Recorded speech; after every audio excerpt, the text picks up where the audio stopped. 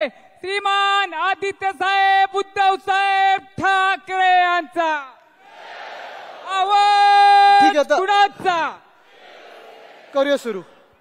सगळ्यांना दिवाळीच्या शुभेच्छा. सुट्टी कशी झाली?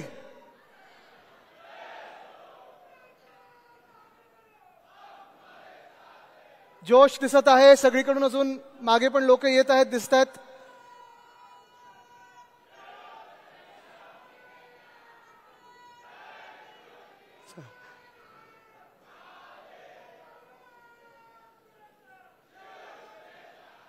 मला वाटतं उद्धव साहेबांना आता कळलं असेल की प्रचार सभेची काही गरज नाहीये, एवढा जोश दिसतो इथे.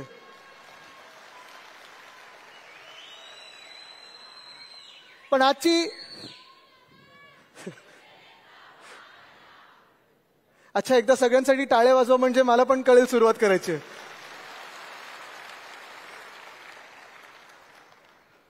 दिवाळी झालेली आहे आणि पुन्हा एकदा आपला सण, हक्काचा सण म्हणजे निवडणूक ही कधी येईल ह्याची आपण वाट पाहत आहोत. अर्थात आपण पाहतोय वॉर्ड बाउंड्री बघितल्या, आपण वॉर्डची रिझर्वेशन बघितले, आपण अनेक जण आपण इच्छुक पण आहोत, मेहनत चालू केलेली आहे, तयारी सुरू केलेली आहे. पण हे सगळं होत असताना मला वाटतं सगळ्यात एक महत्वाची गोष्ट जी आपल्याला सर्वांना पाहायची आहे आणि करण्याची आहे ती म्हणजे मध्यंतरी तुम्ही ऐकलं असेल खूप सगळीकडे चाललेलं वोट चोरी, वोट चोरी, वोट चोरी. किती लोकांनी पाहिलं वोट चोरी बद्दल? सगळ्यांनी पाहिलं ना? वोट चोरी म्हणजे निवडणूक चोरी. साधारणपणे मागच्या लोकसभेच्या निवडणुकीनंतर जे महाराष्ट्रभरात वातावरण होतं, देशभरात वातावरण होतं, सगळ्यांना वाटलं होतं की आपलं सरकार येतच आहे. आणि तसं संपूर्ण महाराष्ट्रातच नव्हे तर देशभरात एक सगळीकडे मान्यता होती की आपलं महाविकास आघाडीचं सरकार महाराष्ट्रात येणार आहे. पण नेमकं हेच आहे जे आपण पकडलं नाही, ती म्हणजे यांची वोट चोरी. ठीक आहे, काही काही ठिकाणी आपण वोट चोरीमध्ये जे राहुल गांधींनी दाखवलं सगळीकडे आपण पाहतोय, कधी कर्नाटकमधलं असेल, कधी हरियाणामधलं असेल. आणि हे सगळं झाल्यानंतर आपली महाराष्ट्राची विधानसभा निवडणूक ही वोट चोरी पकडण्याच्या आधीची झाली. त्यानंतर मला जे कोणी भेटायचे ते सांगायचे आदित्य काहीतरी गडबड झालेली आहे, एवढ्या कमी सीटा ह्या महाविकास आघाडीच्या येऊ शकत नाहीत. ज्यांचं सरकार येणार होतं ते विरोधी पक्षात असे बसू शकतात आणि एवढ्या कमी मताधिक्याने बसू शकतात, एवढ्या कमी सीटांबरोबर बसू शकतात, हे शक्यच नाही. काही ना काहीतरी गडबड झालेली, काही ना काहीतरी झोल झालेला आहे. मग कोणी बोलत होतं ईव्हीएमची गडबड आहे, कोणी बोलत होतं ते व्हीव्हीपॅट जे आहे त्याच्यात ती काळी काच लावली त्याच्यानंतर त्याची गडबड आहे.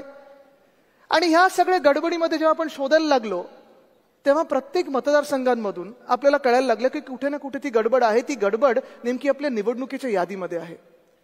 हीच मी तुम्हाला आज एक उदाहरण दाखवणार आहे, कारण तुम्हाला सगळ्यांना आज इथे जे बोलवलेलं आहे ते एवढ्यासाठीच बोलवलेलं आहे की निवडणुका जेव्हा येतील आपले अनेक लोक जे इच्छुक असतील, अनेक लोकांना जे इच्छुक यासाठी असतील की आपला उमेदवार जिंकायला पाहिजे, आपली मशाल जिंकली पाहिजे, शिवसेना उद्धव बाळासाहेब ठाकरे पक्ष हा पुन्हा एकदा मुंबई महानगरपालिकेत सत्तेवर आला पाहिजे, ही सगळ्यांची इच्छा आहे.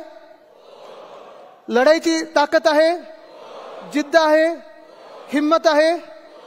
पण ही लढाई फक्त प्रचारातून होणार नाहीये. ही लढाई फक्त आता बॅनरवर होणार नाहीये. ही लढाई फक्त आता काही मोठ्या सभेंमधून होणार नाही, काही मोर्चांमधून होणार नाही. ते तर आपल्याला करायला लागणारच आहे. 1 तारखेचा मोर्चा आपला आहेच. पण ही लढाई ज्या मिनिटाला आपल्या हातात ड्राफ्ट रोल येईल ह्या महानगरपालिकेच्या निवडणुकीचा, तिथपासून सुरू होणार आहे. मी आज एक छोटं प्रेझेंटेशन देते आपल्या सर्वांना, कारण आपल्याला कळलं पाहिजे की जेव्हा आपण सांगतो की ड्राफ्ट रोल, आपण प्रत्येक जण गटप्रमुखांना सांगत असतो, आपण सगळे उपशाखा प्रमुख म्हणून पाहत असतो की यादीचं वाचन झालं पाहिजे, यादीचं वाचन झालं पाहिजे. मला वाटतं मागच्या डिसेंबर पासून आतापर्यंत उद्धव साहेबांनी अनेक अशी फ्लाइंग स्क्वॉड्स पाठवलेत. कधी स्थानिक लोकाधिकार समितीचे असतील, कधी आपले निरीक्षक येतात, कधी उपनेते येतात. अनेक वेगळ्या वेगळ्या आपण पाहतोय शाखेंमध्ये बैठकी झाली आणि त्याच्यातून एक जे सगळीकडे येत होतं ते म्हणजे यादीचं वाचन. किती शाखेंमध्ये यादीचं वाचन सुरू झालं जरा हात वरती करून मला दाखवा. सगळे करत आहेत ना? वरचे लोक करतात की नाही? वरचे हात वरती नाही येतात आहे ना? पण वरती वरती करते की खोलावर जात आहे? खोलावर जात आहे ना? मी तुम्हाला आता आज वरळीचं उदाहरण देणार आहे की नेमकं तुम्ही यादीचं वाचन म्हणजे नेमकं काय करायचं, काय पकडलं पाहिजे. कारण ही जर चोरी तुम्ही पकडली तर तुम्ही हे समजा की निवडणूक जे खरे लोक जिंकले पाहिजेत त्यांना जिंकून देत आहेत. नाहीतर जे बोगस सरकार निवडणूक आयोगाच्या आशीर्वादाने आपल्या डोक्यावर बसवलेलं आहे, हेच सरकार पुन्हा एकदा चालत राहील. तुम्ही ठरवायचं आहे की ही वोट चोरी पकडायची आहे की नाही. तुम्हाला आता प्रेझेंटेशन थोडं दाखवतो. बोगस सरकार, बोगस मतदार, हे नेमकं काय होतं हे तुम्हाला दाखवतो.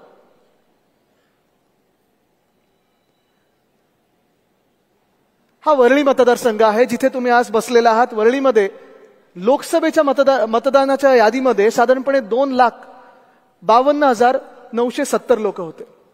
तेच विधानसभेमध्ये किती झाले? 2,63,352. ठीक आहे, आम्ही समजू शकतो काही नैसर्गिक वाढ झाली असेल. आपली लोकसभेची निवडणूक कधी होती? मे महिन्यात. विधानसभेची कधी होती? ऑक्टोबरमध्ये. ह्या 4 महिन्यांमध्ये कदाचित वाढ झाली असेल, कारण आपली जी शेवटची यादी आली होती लोकसभेची ती एप्रिलच्या आसपास होती आणि विधानसभेची ही ऑक्टोबरमध्ये आली होती. इथे अच्छा, याला एक मिनिट, इथे कोणीतरी हे जरा रिमोटचा. आता तुम्ही पाहिलं असेल जी मी ती वाढ बोलत आहे, साधारणपणे वरळी मतदारसंघामध्ये लोकसभेपासून विधानसभेपर्यंत 16,043 लोकांची वाढ झालेली आहे. कदाचित आपणही नोंदवले असतील, काही जेन्युइन मतदार आले असतील, काही नवीन मतदार असतील, काही 18 वर्षाचे झाले असतील. ही वाढ आपण समजू शकतो. आणि डिलीटेड मतदार जे आहेत ते 5,661 आहेत. पण ही मतदारसंख्या जी वाढली होती त्याच्यात जेव्हा आम्ही अभ्यास करायला लागलो, ज्या खोलावर गेलो की खरोखर एवढे मतदार वाढलेत का, खरोखर एवढे मतदार डिलीट झालेत का, कोण आहेत हे डिलीटेड मतदार, हे वाढलेले मतदार कोण आहेत, हे पाहिल्यानंतर आपलं दिसतं साधारणपणे 19,333 मतदार 2 लोकांनी ह्या यादीवर अभ्यास केल्यानंतर पकडलं जात आहेत की हे 19,333 मतदार हे गडबडीतले आहेत. ह्यांना आम्ही अनॉमली बोलतो, स्टॅटिस्टिक्समध्ये ह्यांना अनॉमली बोलतात. म्हणजे काहीतरी कुठेतरी गडबड आहे. ही कुठची गडबड आहे आणि कुठची गडबड नेमकी आपण पकडली पाहिजे ह्याचं आता तुम्हाला उदाहरण देतो. हे एक जबरदस्त उदाहरण आहे. नरहरी कुलकर्णी हे वोटर लिस्ट 196 मधले आहेत. लोकसभेच्या फोटोवर आपण सगळे ब्लर केलेले आहेत. फोटोग्राफ सगळ्यांचे थोडे भुरकट केलेले आहेत, कारण कोणालाही प्रायव्हसीचा प्रॉब्लेम नसावा म्हणून आपण फोटोग्राफ्स थोडे भुरकट केलेले आहेत. ते फोटोग्राफ्स आपल्याकडे आहेत, मतदार यादी पण आहे.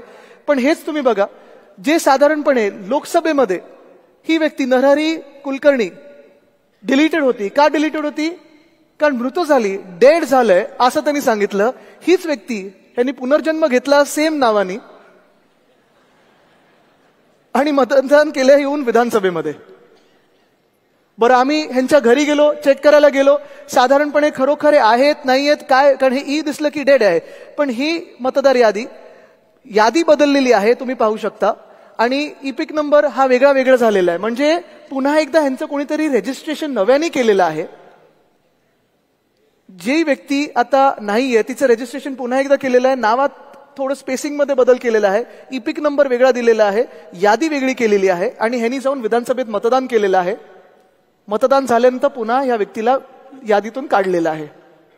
हे पहिलं उदाहरण आहे. म्हणजे ह्याचा अर्थच हा आहे की साधारणपणे जेव्हा आपण गटप्रमुख म्हणून असू किंवा उपशाखा प्रमुख म्हणून असू किंवा कुठचेही पदाधिकारी म्हणून असू, जेव्हा आपण प्रत्येक यादीचा अभ्यास करायला बघतो, आपली जबाबदारी जी आपल्याला उद्धव साहेब नेहमी सांगत असतात की निवडणुकीत माझी जबाबदारी काय, तर गटप्रमुख म्हणून असेल, उपशाखा प्रमुख म्हणून असेल, माझी जबाबदारी म्हणजे माझी यादी तेवढीच बघायची. त्या 1200 आणि आज तर पुन्हा एकदा ते इलेक्शन कमिशनच्या प्रेस कॉन्फरन्समध्ये तुम्ही पाहिलं असेल की 1200चीच यादी असणार आहे.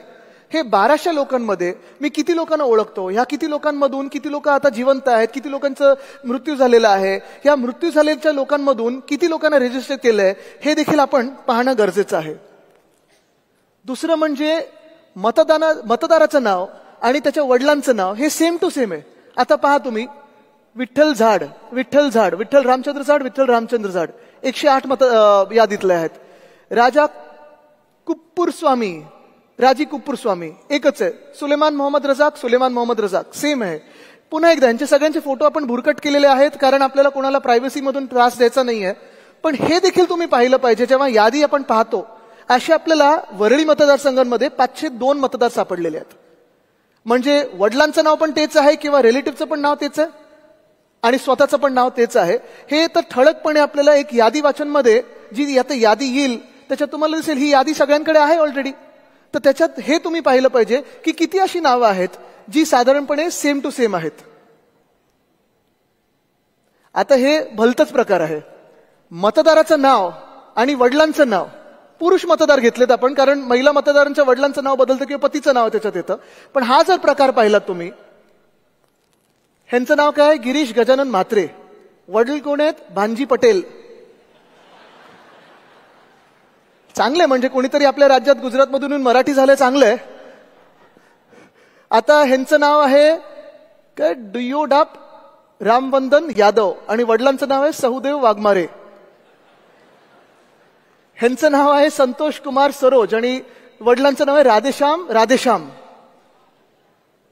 बरं, ह्याच्यात घर क्रमांक ठीक आहे, पण बाकीचं काय तिथे दिले नाहीये. असे मतदार आपल्या मतदारसंघामध्ये म्हणजे वरळीमध्ये 720 सापडलेले आहेत.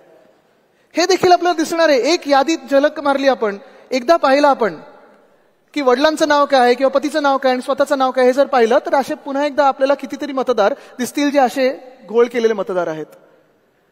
आता हा एक भन्नाट प्रकार झालेला आहे. आपण जागतिक पातळीवर ह्याला वोकिझम बोलू शकतो की तुम्ही ठरवता तुमचे प्रोनाउन काय आहेत, दे, देम, हिज, हर वगैरे. पण इथे ऑपरेशनच्या बिना स्त्रीलिंगचं पुलिंग केले, पुलिंगचं स्त्रीलिंग केलंय. गौरी गगन गुप्ता, परत फोटोज आपण थोडे भुरकट केलेले आहेत, लिंग पुरुष. इथे तेजश्री दिलीप हडकर, लिंग पुरुष. असे 643 मतदार आपल्याला आपल्या विधानसभेत सापडलेले आहेत. आता कदाचित हा पुन्हा एकदा निवडणूक आयोग सांगू शकतं की हा एरर आहे, टायपिंग मिस्टेक आहे, चूक झालेली आहे. पण ही जबाबदारी खरं तर निवडणूक आयोगाची आहे. जेव्हा आपण मतदानाला जातो तेव्हा सगळे असे पाहत असतात आपल्याकडे की तुम्ही कोण, तुमचं नाव काय, तुम्ही हे दाखवा ते दाखवा. मग हे तुम्हाला दिसत नाही निवडणूक आयोगाला. आणि म्हणून आता जबाबदारी जी निवडणूक आयोग जे करत आहे ते आपल्याला पण काम करायला लागणार आहे, कारण निवडणूक आयोग हे भाजपचं काम करतं. मग निवडणूक आयोगाचं काम कोणी करायचं? आपण करायला पाहिजे. तर हे असे मतदार जे आहेत असे देखील तुम्ही पाहिले पाहिजेत, पकडले पाहिजेत. 643 मतदार आहेत. No EPIC number. मला तुम्ही सांगा इथे किती लोक आहेत ज्यांनी गेल्या काही निवडणुकांमध्ये मतदान केलेलं आहे? सगळे आहेत. निवडणुकीचे कार्ड तुमच्याकडे आहे, घरी सगळ्यांकडे आहे. त्याच्यावर इथे जो एक नंबर येतो एपिक नंबर, तो प्रत्येकाकडे आहे ना.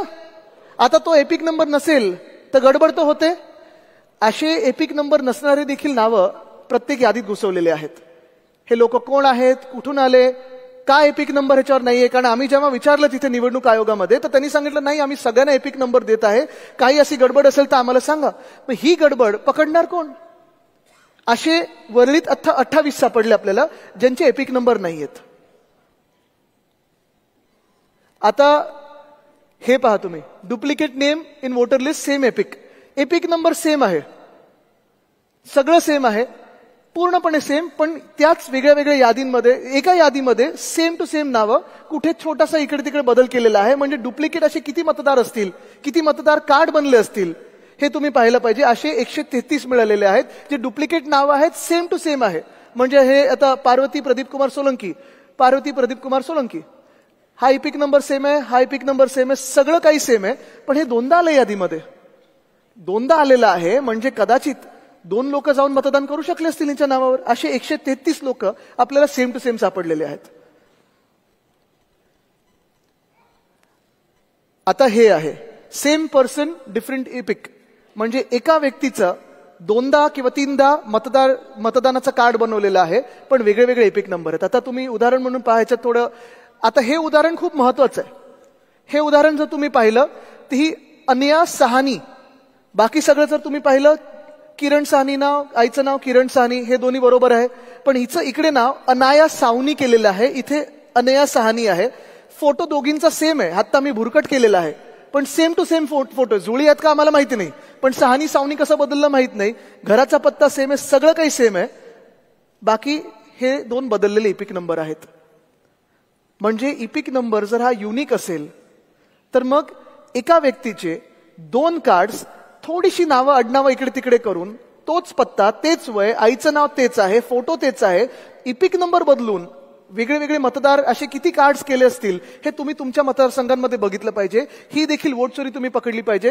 ह्यांचं तर आता एवढं भुरकट झालेलं आहे नाव. कारण अजून एक तुम्हाला सांगतो, निवडणूक आयोगाचा जो रोल आहे तो एक तर मशीन रिडेबल नाहीये, तो तुम्हाला कन्वर्ट करायला लागतो. दुसरं म्हणजे तो एवढा भयानक प्रकारे त्यांनी दिलेला आहे, एवढं काही किचकट करून ठेवलेलं आहे की प्रिंट जरी काढली तरी तुम्हाला वाचता येतं नाकी नऊ येतात, असं त्यांनी हे सगळं काम करून ठेवलेलं आहे. ही चोरी देखील फार महत्वाची आहे. कुठे तुम्हाला सिमिलर स्वतः फोटो दिसत असेल हे पकडणं तुम्ही गरजेचं आहे.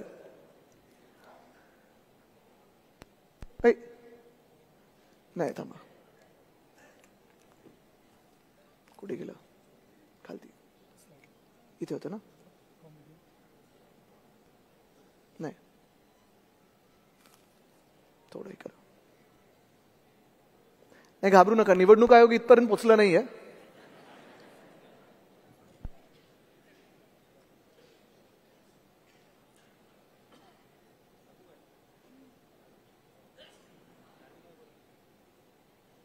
हा नाही, स्क्रीनवर नाही आलं. आलं. एक मिनिट, ह्याच्या मागचं कुठचं स्लाइड होती आपली? अरे परत गेले.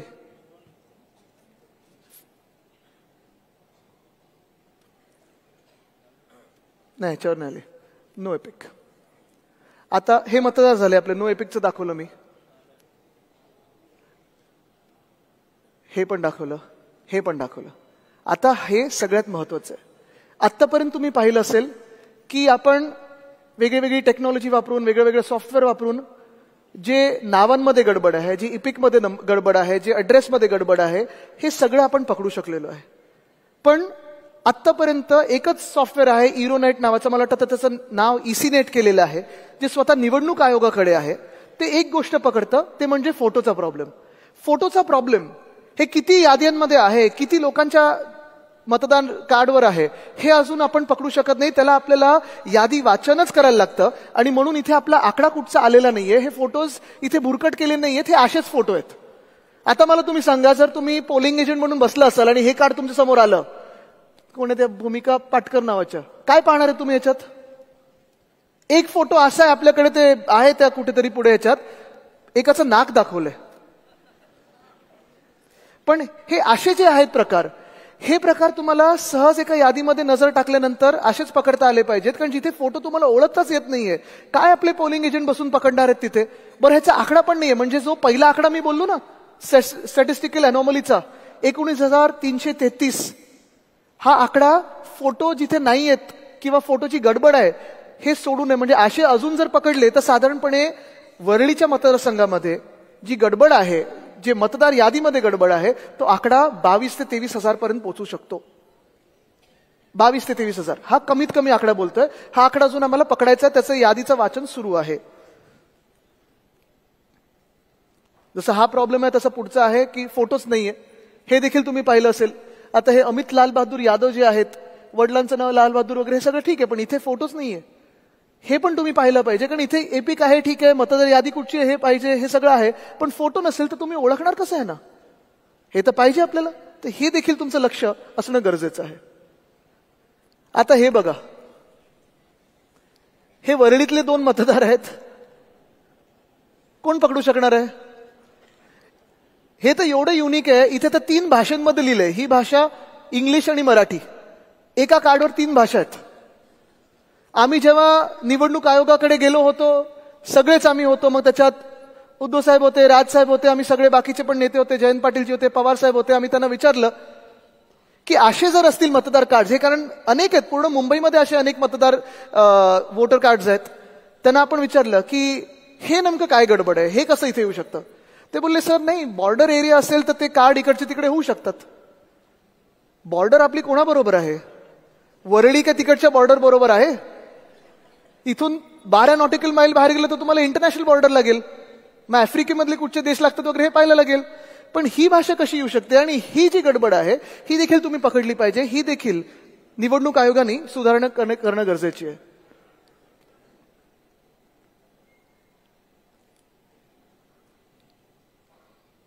आता हे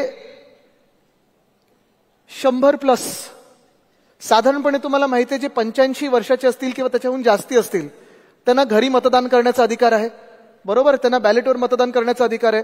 आपण उमेदवार म्हणून त्यांच्या घरी जातो, आशीर्वाद घेतो, आपल्यासोबत एक पोलिंग एजंट जातो, त्यांच्या मतदानाच्या दिवशी देखील आपली यंत्रणा त्यांच्यासोबत असते, बाकी सगळ्या पक्षांची असते. साधारण आपल्याला माहिती असतं की आपल्या मतदारसंघामध्ये 85+ वयाचे किती लोक आहेत आणि हे आपल्याला कळतंच. पण ही जेव्हा मी यादी पाहत होतो, हे परत मी चेहरे बुरकट केलेले आहेत कारण मला कोणाचेही चेहरे याच्यात दाखवायचे नाही आहेत, पण हे जेव्हा आपण करतो तेव्हा 100 वर्षाहून जास्ती जगणारे वरळीमध्ये 113 मतदार आहेत.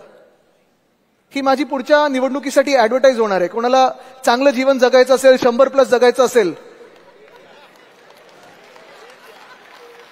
वरळीत या. हे मी आता ही आयडिया बिल्डरांना पण देणार आहे. इथे सगळ्या ज्या स्कीम चालू आहेत, फ्लॅट चांगले विकायचे असतील तर हेच वापरा. पण हे इथे थांबत नाही. थोडा आनंद व्यक्त केला आम्ही, चला चांगला आपला मतदारसंघ फिट इंडियामध्ये बसतो. थोडी चौकशी केल्यानंतर हे मतदार जे आहेत, ह्या शालिनी पार्टे ह्या 2000 साली गेलेल्या आहेत. हे कोण, दिनदेश्री तिवारी हे 2007 मध्ये गेलेले आहेत. कृष्ण अडवाणी म्हणजे ते हे नाहीत, हे ॲड्रेसच रॉंग आहे. हे 95 म्हणजे 5 वर्षाचा मी होतो तेव्हा हे गेलेत. आता मी 35 वर्षाचे असताना निवडणूक लढलो तर यादीत आलेले आहेत. हे 2021 मध्ये गेलेले आहेत. हे अशी यादी ही निवडणूक आयोगाने आपल्या महाराष्ट्रात आणली आणि मतदान करून घेतलेलं आहे. असं हे बोगस सरकार आपल्या डोक्यावर बसलंय. पण एक आहे की ह्या यादीप्रमाणे किती लोकांनी ह्यांच्या नावावर मतदान केलं असेल ही गंभीर बाब आहे. ही आपण लक्षात घेणं गरजेचे आहे. आता चला, मी एका बाजूला समजू शकतो की खूप वेळा काही कारण निवडणूक आयोग देईल की तुम्ही हे सुधारलं नाही, ते सुधारलं नाही, असं करायला पाहिजे, तसं करायला पाहिजे. पण हा जो घोळ आहे हा नुसता एरर नाहीये, हा फ्रॉड आहे, हा वोटिंग फ्रॉड आहे, हा निवडणुकीतला फ्रॉड आहे. House number not properly mention. आता तुम्ही बघा, हे सगळे मतदार, इथे 67 मतदार जे आहेत ते घर क्रमांक काय दाखवलंय, जो जो जो जो जो हा जो म्हणजे जोल दाखवलंय की काय दाखवलं माहित नाही. जो म्हणजे झोपडपट्टी, पण त्याला प्रत्येक झोपडपट्टीला देखील एक आकडा असतो. म्हणजे हे जिथे जो आहे तिथे क्रमांक काय आहे, कारण पुन्हा एकदा जेव्हा SRE मध्ये जातो त्या आकड्याप्रमाणेच तर घरं मिळतात. मग जर आकड्याप्रमाणे घरं मिळत असतील, आकड्याप्रमाणे अनेक्षर बनत असतील, मग आकड्याप्रमाणे निवडणूक आयोग मतदान का नाही करू शकत? बरं, हे त्यांचाच कायदा दाखवतोय. निवडणूक आयोगाचा कायदा आहे, NERPचं जे त्यांचं हँडबुक आहे त्याच्यात त्यांनी दिलेलं आहे की 10हून अधिक म्हणजे 11 पासून कितीही लोक एका घरात जर राहत असतील तर EROची जबाबदारी आहे की त्यांनी त्या घरात जाऊन पाहणी करावी की खरोखर इथे 11+ लोक राहत आहेत का. हे EROनी केलं होतं का? हे निवडणूक आयोगाने केलं होतं का? जे मतदार यादी ही अशी पूर्ण जो जो जो झोलवाली आहे, ह्याचं करायचं तरी काय?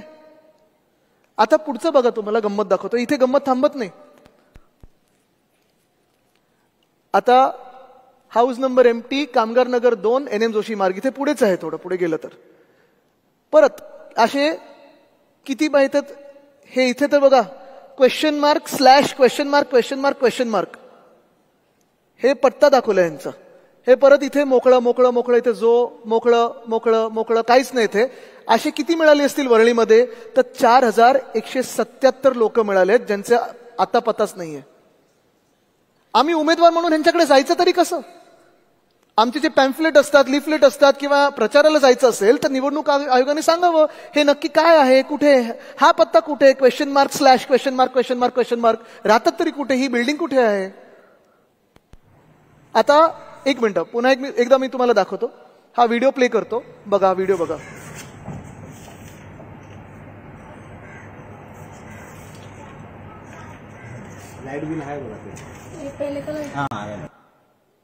ठीक आहे, व्हिडिओ पाहिला सगळ्यांनी?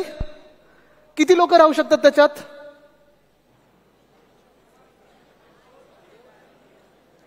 2, 4, कोंबून कोंबून 5, 38 लोक दाखवलेत या घरामध्ये. आणि त्या 38 मधून एक सुद्धा कोणी व्यक्ती तिथे राहत नाही. आम्ही जाऊन व्हिडिओ काढला, जाऊन पाहून आलो, एक सुद्धा त्या आडनावाचा व्यक्ती कोण तिथे राहत नाही. आणि असं जर पाहायला गेलं तर वरळीमध्ये एकंदर 214 घरं अशी दाखवली आहेत ह्याच प्रकारची, ज्याच्यात 3335 मतदार दाखवलेले आहेत. पाहायचा परत तो व्हिडिओ एकदा.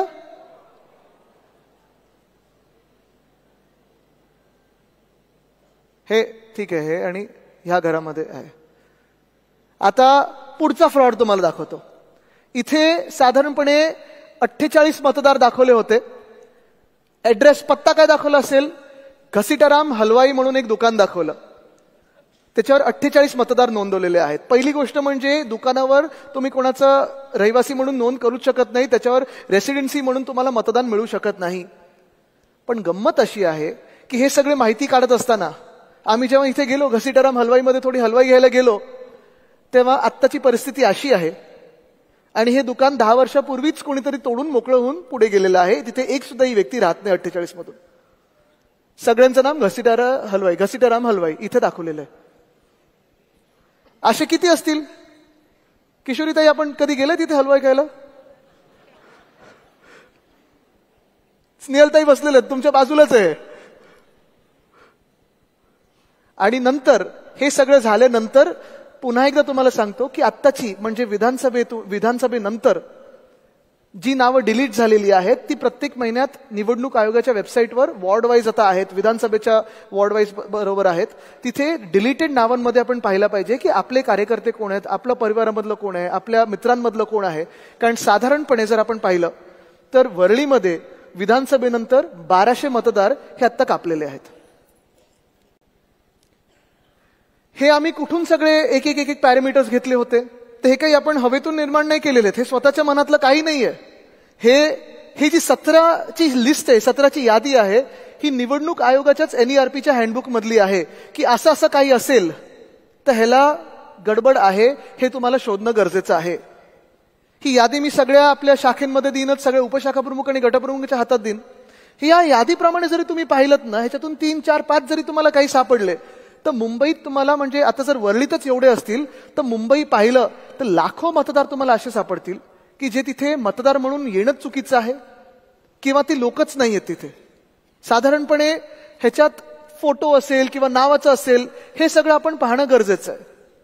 म्हणून पुढचा आपला जो होमवर्क आहे मुंबई पुन्हा एकदा जिंकण्यासाठी, कारण तुम्हाला सांगतो ह्याच्यात ही गंमत म्हणून आपण पाहू शकतो.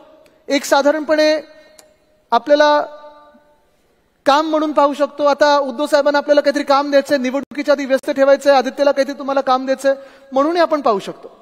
आणि असं जर पाहिलं तर ठीक आहे, व्यस्त ठेवायला खूप काही गोष्टी आहेत, पण ही जी 4-5 गोष्टींची यादी दिलेली आहे, जर खरोखर आपण आत्तापासून, आता दिवाळी झालेली आहे, ह्या पुढच्या दिवसापासून म्हणजे उद्यापासून प्रत्येक शाखेनी 1200ची यादी काढली. प्रत्येक आपली जी वोटिंग लिस्ट आहे गटप्रमुखांनी त्यांची जी यादी असते तेवढीच जर काढली आणि ह्या 5 गोष्टी बघितल्या की मला नावं डुप्लिकेट किती वाटतात, ह्याच्यात डेड मतदार कोण आहेत, मृत मतदार कोण आहेत पण कदाचित मतदान करायला येतील, म्हणजे बाकी काही ह्यानी नाही, पद्धतीने नाही, ते गद्दारवाले आणतात तसं नाही, खरोखर किती आहेत आणि किती मतदार म्हणून रजिस्टर आहेत, किती लोकांचे फोटो नाही आहेत, किती लोकांचे पत्ते नाही आहेत आणि किती लोकांचे वेगळे पत्ते म्हणजे वेगळ्या पत्त्यांवर वेगळ्या लोकांचं एका पत्त्यावर लिहिलेलं आहे.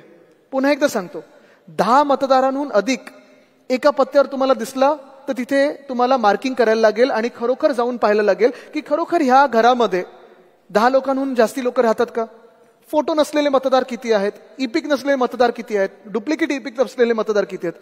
हे जरी तुम्ही पकडू शकलात तरी मला वाटतं तुम्ही मुंबईला अदानिस्तान होण्यापेक्षा वाचू शकता, त्यापासून वाचू शकाल आणि पुन्हा एकदा मुंबई महानगरपालिकेवर आपला भगवा फडकू शकाल. हे आज तुम्हाला ठरवून निघायचं आहे. तयार आहात? जिंकायला तयार आहात? पण त्याआधी होमवर्क करायला तयार आहात का? धन्यवाद. जय हिंद, जय महाराष्ट्र, वंदे मातरम.